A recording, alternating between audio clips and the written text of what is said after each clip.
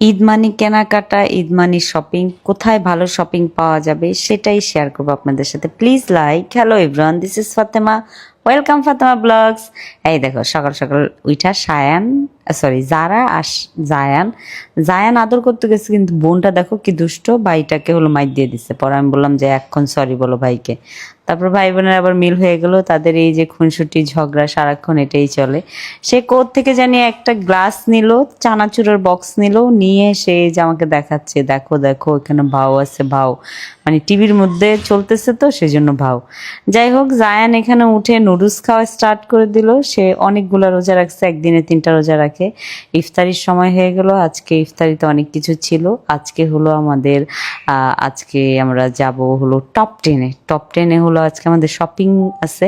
So ভাবলাম যে বাচ্চাদের হলো জুতা টুতা অনেক কিছু কিনা হয় নাই, হাজব্যান্ডের পাঞ্জাবি কিনা হয় নাই, কিছুই কিনা হয় নাই। সো অনেক জিনিস কিনতে হবে। যেমন এখন টপ 10-এ আমি যে দেখতে পারি যে কি কি ভালো জিনিস পাওয়া যায়। তো এখানে আমি বসে গেলাম মেকআপ করতে।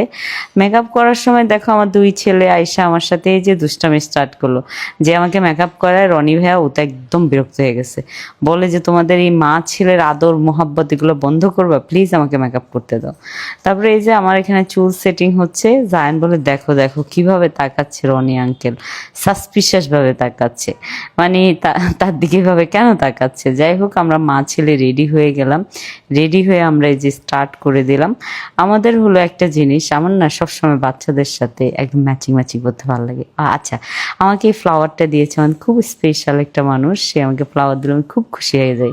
তারপর হলো চলে আসলাম হলো টপ 10-এর মানে ইয়েতে, ওদের খিলগা ব্রাঞ্চ। এটা খিলগা ব্রাঞ্চটা এত বড় করেছে, মাশাল্লাহ, আমার যে কি ভাল লাগছে এখানে ঢুকেই।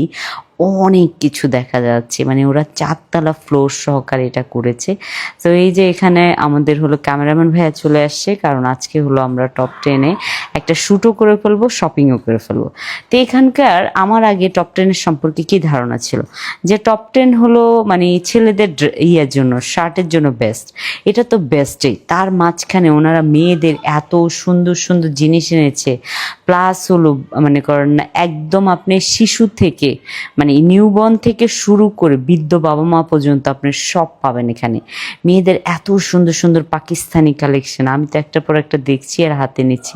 জায়ান আমাকে চুজ করে দিচ্ছি, মাম্মা এটা নাও, এটা নাও, এটা নাও।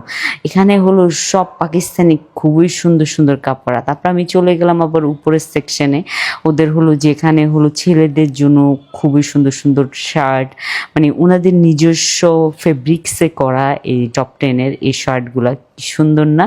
তারপরে চলে গেলাম পিচ্ছিদের জন্য জুতা কেনার জন্য। আমার মেয়ে তো এত খুনসুটি, সে এই জুতাটাই কিনবে।